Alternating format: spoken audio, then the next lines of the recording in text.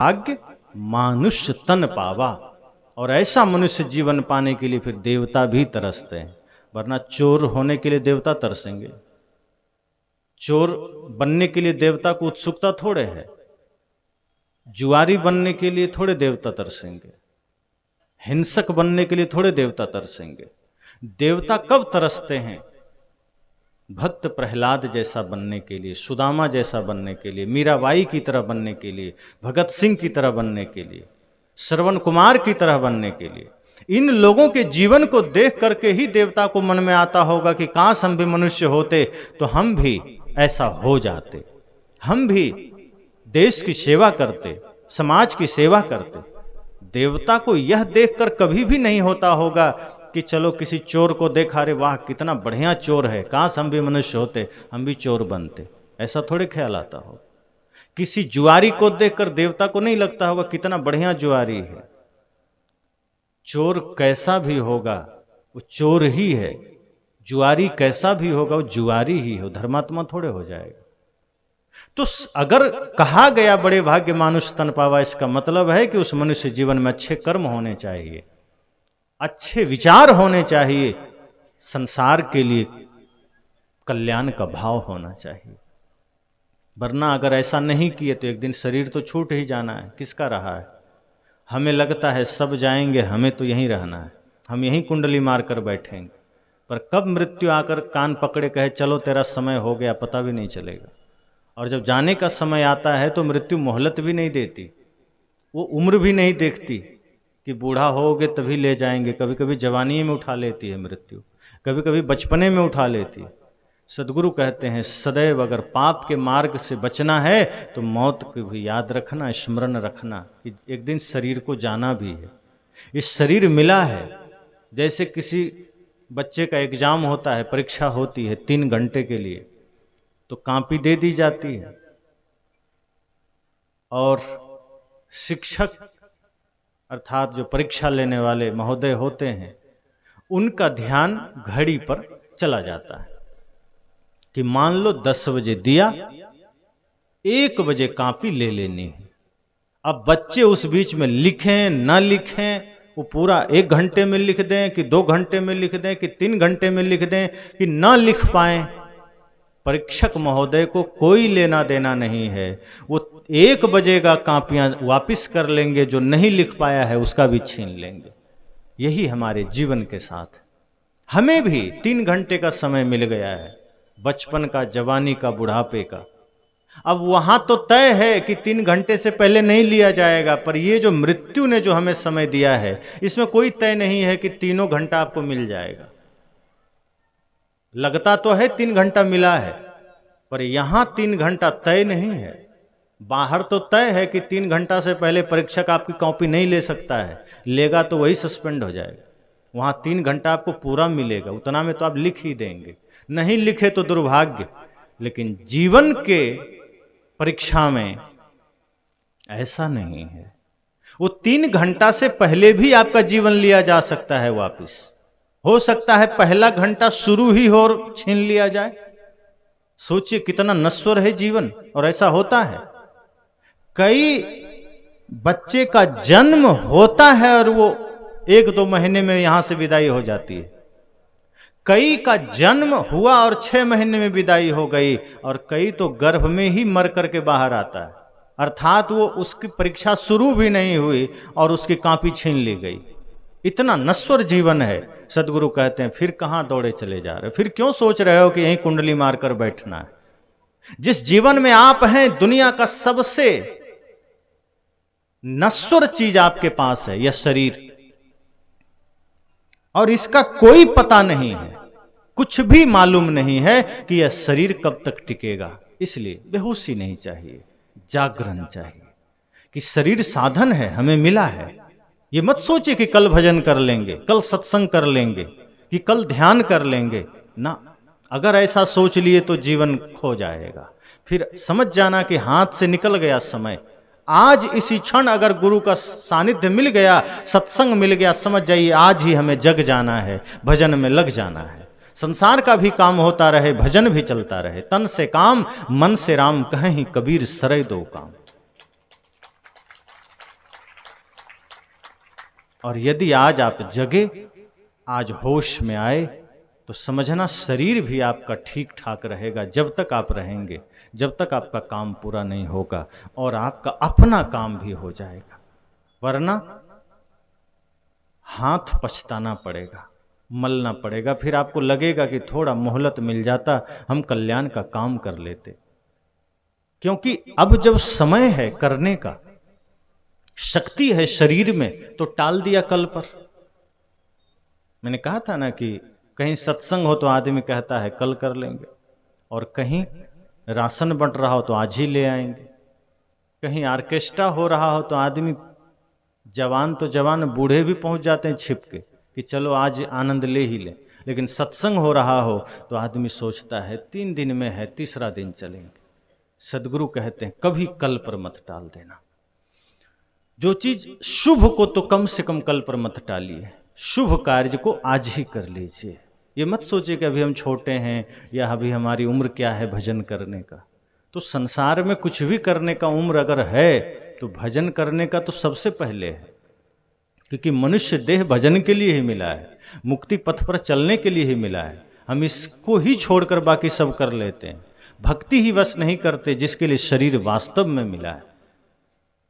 इस शरीर भक्ति के लिए मिला है, अगर भक्ति के लिए नहीं मिलता तो कीट पतिंगों का शरीर मिल जाता, सांप छुछुंदर कुत्ता बिल्ली का शरीर मिल जाता, उसमें भक्ति नहीं कर सकते।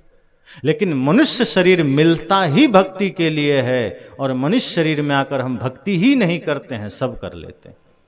इसलिए कभी भी किसी कार्य को, अच्छे कार्य को कल पर न टालिए। जीवन बड़ा नश्वर है, क्षणभंगुर है, कब विदा हो जाए कोई नहीं जानता, कब हमसे छिन जाए कोई नहीं जानता, कब अंतिम घड़ी आ जाए कोई नहीं जानता।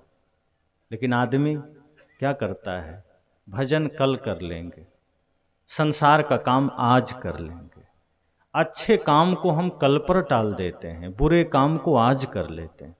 और इतना ही नहीं, सत्संग को, भजन को, दान को, धर्म को, पुण्य को, परमार्थ को कल पर टालते तो हैं ही, साथ साथ ये भी करते हैं कि जब करने का अवसर आता है तो मुहूर्त निकलवाते हैं कि देखो बढ़िया दिन है कि नहीं, तब सत्संग करेंगे। जो सत्संग खुद सब कुछ बढ़िया कर देता है उसके लिए हम बढ़िया दिन खोज रहे हैं।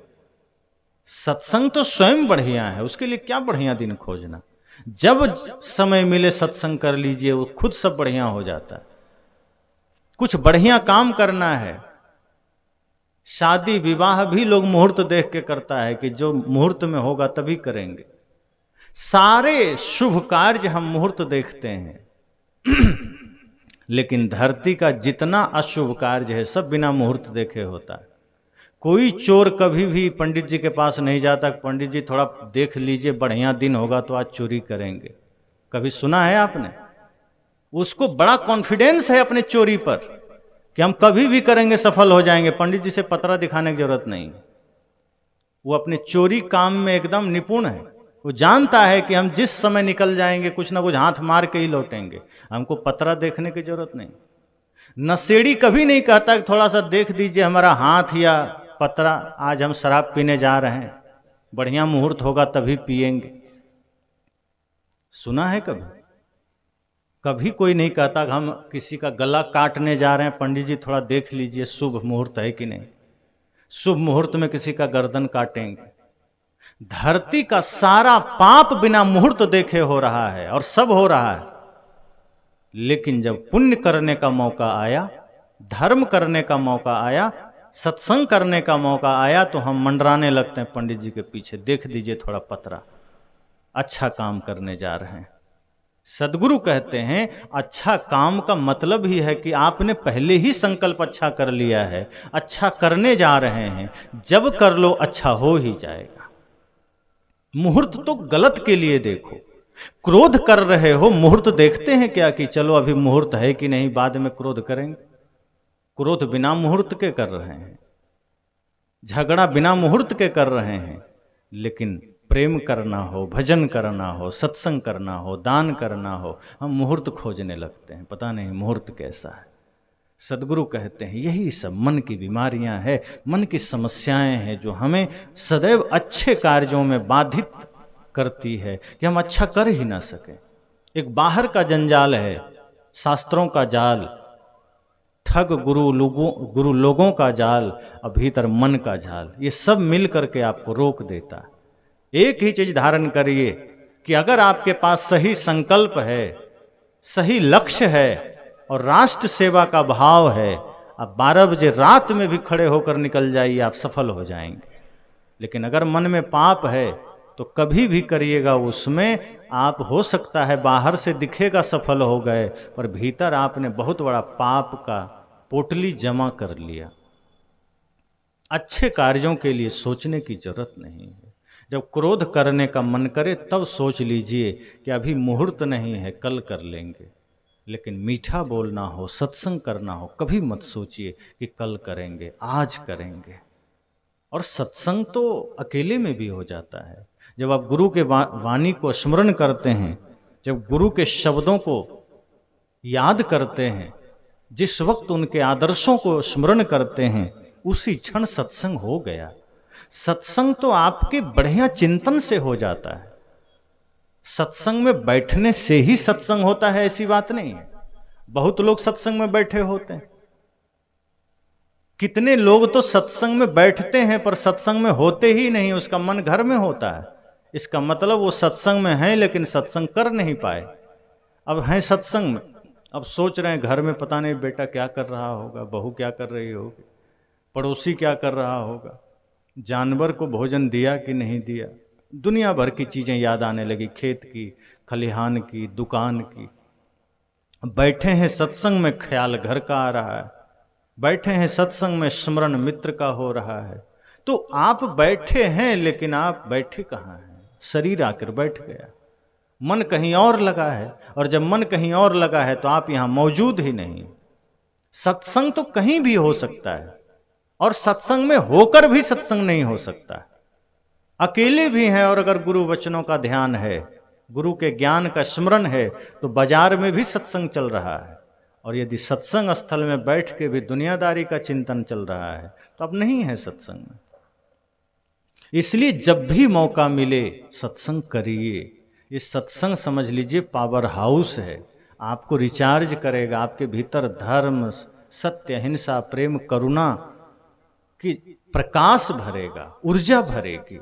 जिसके जीवन में प्रेम की ऊर्जा है, सत्य की ऊर्जा है, वो आदमी सदैव सफल होता है, वो आदमी सदैव शांति में जीता है। दुनिया की कोई शक्ति उसे झुका नहीं सकती है, दुनिया की कोई शक्ति उसे परेशान नहीं कर सकती। परेशान वही आदमी होता है जो कहता है गुरुजी हम भक्ति तो करते हैं लेकिन क्या करें, बड़ा परेशान है, फिर वो भक्ति करता ही नहीं है। कोई कहे कि सूर्योदय तो है लेकिन हमें दिख नहीं रहा है, तो आप क्या कहेंगे कि या तो सूर्योदय हुआ ही नहीं होगा या फिर ये आदमी अंधा होगा। यही दो बात हो सकती है, तीसरा कोई कारण नहीं होगा। अगर कोई कहे मैं भक्ति करता हूं फिर भी जीवन में समस्या है, फिर भी माया से हार जाता हूं, इसका मतलब या तो भक्ति ही नहीं किया या फिर ये पहले से हारा हुआ है, ये पहले से समस्या में है। करने के तरीके में भेद हो सकता है। वास्तव में हृदय में अगर ज्ञान का दिया जल जाए तो सारे अंधेरे मिट सकते हैं। इसलिए मौका मिला है, इस सत्संग एक अवसर है। कल पर मत टालिए कि चलो उम्र पड़ी है, उम्र का पता नहीं कितना पड़ी है नहीं पड़ी है, कोई नहीं जानता। ये नश्वर जीवन है, क्षणभंगुर जीवन है, कब कौन किससे बिछुड़ जाए कोई नहीं जानता। हंसता हुआ जीवन कब विराम हो जाए कोई नहीं जानता। इसलिए सत्संग का अवसर जब भी मिले, सत्संग का सानिध्य जब भी मिले, सब काम छोड़ के जरूर चले जाइए और सुनिए। दो ही बात सुनिए, उसको जीवन में उतारिए। कोई जरूरी नहीं कि हम 5 घंटे सुनेंगे तो ही जीवन बदलेगा।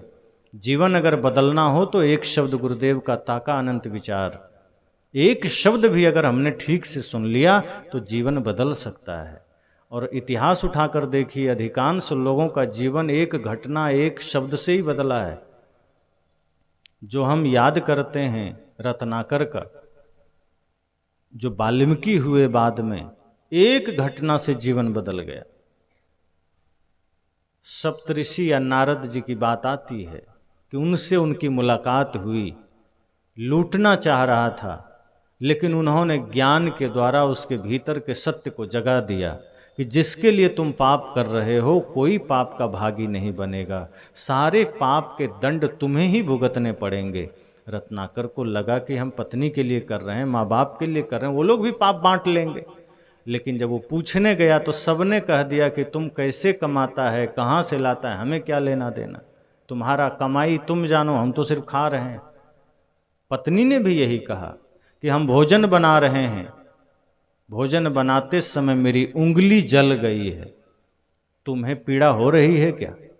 रत्नाकर ने कहा नहीं, तुम्हारी उंगली जली है, हमें पीड़ा कैसे होगी, बस उत्तर ले लो, यही उत्तर है कि तुम कर्म कर रहे हो, उसका फल तुम्हें भुगतना है, हमें उससे क्या।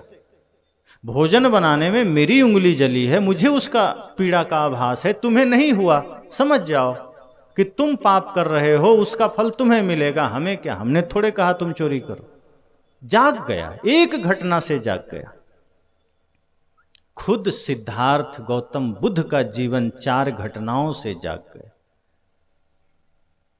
बीमार को, बूढ़े को, मृत को देखा, संत को देखा, जीवन बदल गया। अंगुलीमाल का जीवन बुद्ध से मिलकर बदल गया। राजा भर्तृहरि का जीवन बदल गया। ऐसे कितने लोग हैं, हम लोगों से मिलकर कितने लोग का जीवन बदल गया, एक घटना, एक शब्द से। और जिसको नहीं बदलना है वो जीवन भर सुनते रहता है, फिर भी नहीं बदलता। वो महीनों सत्संग सुनता है, नशा नहीं छूटती। तो जब बदलना हो तो कोई जरूरी नहीं कि बरसों सुना जाए, बदलने के लिए तो एक क्षण का सत्संग भी पर्याप्त है। एक घड़ी आधी घड़ी, आधी में पुण्य याद, कबीर संगत साधु की कटे कोटि अपराध। एक क्षण का भी सत्संग अगर ठीक से सुन लिया जीवन में, ठीक से, ऐसा नहीं कि हाँ गिनती के लिए कि हम 4 घंटा बैठे थे। मैंने कहा ना, शरीर बैठ जाता है, मन जल्दी नहीं बैठता, मन कहीं और दौड़ लगाते रहता है। अगर एक क्षण का भी सत्संग सही से सुन लिया तो जीवन में उजाला आ सकता है, बदल सकता है, करोड़ों अपराध कट सकते हैं। लेकिन अगर जन्म जन्म से सुन रहे हैं और सिर्फ सुन रहे हैं, बाएं कान से सुना, दाएं तरफ से निकाल दिया, तो क्या परिवर्तन होगा? कुछ नहीं। लेकिन सुना थोड़ा ही और आचरण में उतार लिया तो परिवर्तन आएगा, जीवन बदलेगा। इसलिए मैंने कहा कल का भरोसा नहीं है, कल पर कभी शुभ कार्यों को मत टालिए। दुख कहीं से भी एक मौका पाता है और आपके जीवन में धमक पड़ता है। इसलिए जैसे ही आप शुभ काम को कल पर टालते हैं, आपके जीवन में अंधेरा छा जाता है, आपके जीवन में अशुभ का आगमन हो जाता है, दुख का आगमन हो जाता है। इसलिए मैंने पहले ही कहा, दुख का कारण मन है, इसे आज इसी क्षण सुलझाइए।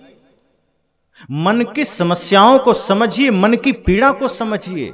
हर आदमी पीड़ा में है और आज हर आदमी के पास भयंकर दुख है। कई लोग तो कहते हैं मेरे जीवन में इतना दुख है कि किसी के पास नहीं होगा, इस धरती का सबसे दुखी आदमी मैं हूं। एक आदमी ने फोन किया मुझे, कहा मैं इतना दुखी हूं कि मैं आत्महत्या करना चाहता हूं। अब मैं कहा क्यों? कहा संसार से मुझे धोखा मिला। कहा संसार कभी धोखा नहीं देता, आपका मन आपको धोखा दिया है, क्योंकि मन ने आपको ये भाव जगाया कि संसार से अपेक्षा करो। जैसे पिता ने पुत्र से अपेक्षा कर लिया कि बुढ़ापे में सेवा करेगा, और बेटा बुढ़ापे में सेवा नहीं किया, अब आपने अपेक्षा किया, वो अपेक्षा आपके भीतर सुख का आभास कराया और अपेक्षा पूरी नहीं हुई, दुख होने लगा। दुख तो अपेक्षा से है। आपने अपेक्षा किया कि पत्नी से सुख मिलेगा, सुख नहीं मिला, अपेक्षा दुख का कारण बन गया। आपने अपेक्षा किया मित्र से कि मित्र हमें सम्मान देगा, मित्र ने थोड़ा सम्मान कम दिया, दुख का कारण हो गया। आपने अपेक्षा कर लिया कि किसी के घर जाऊंगा, बढ़िया कुर्सी पर बैठने देगा, वो चटाई लाके दे दिया, आप दुखी हो गए, क्योंकि आप अपेक्षा कुर्सी का किए थे। अपेक्षा दुख का कारण है। तो जैसे ही अपेक्षा का भाव जगा, दुख शुरू हो गया। कोई दूसरा दुख नहीं देता, कोई दूसरा पीड़ा नहीं देता, मित्र नहीं दिया दुख, पत्नी नहीं दी दुख, पिता ने दुख नहीं दिया, पड़ोसियों ने दुख नहीं दिया, मन ने दिया है। मन ने ही आपके भीतर वो ख्वाहिश पैदा कर दी अपेक्षा का। और जब मन में ख्वाहिशें पैदा होती है, अपेक्षाएं पैदा होती है, दुख का जन्म हो जाता है। दुख आपका मन देता है, किसी और के द्वारा नहीं मिलता। इसलिए मन को ही समझना है कि हमें अगर दुख से मुक्त होना है तो सबसे पहली बात कि मन को ध्यान के द्वारा साधना है। मन को साधना ही भजन है। पाना नहीं, जीवन को बदलना है साधना। धुएं सा जीवन मौत है, जलना है साधना। मंदिर में हम बहुत गए पर तन यह मंदिर नहीं बना। व्यर्थ शिवालय में जाना यदि मन शिव सुंदर नहीं बना। पर की पीड़ा में मोम सा पिघलना है साधना। पाना नहीं, जीवन को बदलना है साधना। आप मंदिर जाइए, लेकिन जब मंदिर से लौटिए तो अपने शरीर को भी मंदिर बना लीजिए। मैंने कहा था ना बीच में कि हमने शरीर को कूड़ादान बना लिया। कैसे? कहीं गुटखा डाल दिया, कहीं सिगरेट खींच लिया, कहीं तंबाकू डाल दिया, कहीं मांस मछली अंडा डाल दिया। ये शरीर आपका देवालय है, मंदिर है। जैसे मंदिर के द्वार पर आप गांव का सारा कचरा जमा कर दें तो कोई भी आदमी प्रवेश नहीं कर सकता, फिर उसे लगेगा मैं मंदिर के नाम पर कबाड़ खाने में आ गया। यही हम सब ने शरीर के साथ किया है। शरीर है मंदिर, शरीर है तपोभूमि, और इसके दरवाजे पर ही मुख्य दरवाजा है। आंख, नाक, कान इस मंदिर की खिड़कियां हैं, मुख इस मंदिर का दरवाजा है। तो जिस दरवाजे को पवित्र रखना था उसमें नशा डाल दिया, दुर्व्यसन डाल दिया, गलत खान पान डाल दिया, और सोचते हैं जीवन में दुख क्यों है। तो जो शरीर मंदिर है, जिसे मंदिर की तरह पवित्र रखना था, उसमें आपने कूड़ादान बना करके कुछ भी डाल दिया। तो जब खाया ही गलत सब कुछ है तो भीतर से निकलेगा कैसे अच्छा। जैसा खाएंगे अन्न वैसा बनेगा मन, जैसा पिएंगे पानी वैसी होगी बानी, जैसा करेंगे संग वैसा चढ़ेगा रंग। सीधी बात। इसलिए सदगुरु कहते हैं सजग रहिए, शरीर को कूड़ादान मत बनाइए, मंदिर बनाइए। ये शरीर मंदिर है। प्रकृति ने गंदा शरीर नहीं दिया था। प्रकृति ने जो शरीर दिया निर्मल दिया, पवित्र दिया। दांत मोती की तरह चमक रहे थे जब 1 साल में दांत आए तो, लेकिन गुटखा खा के, पुड़िया खा के, तंबाकू खा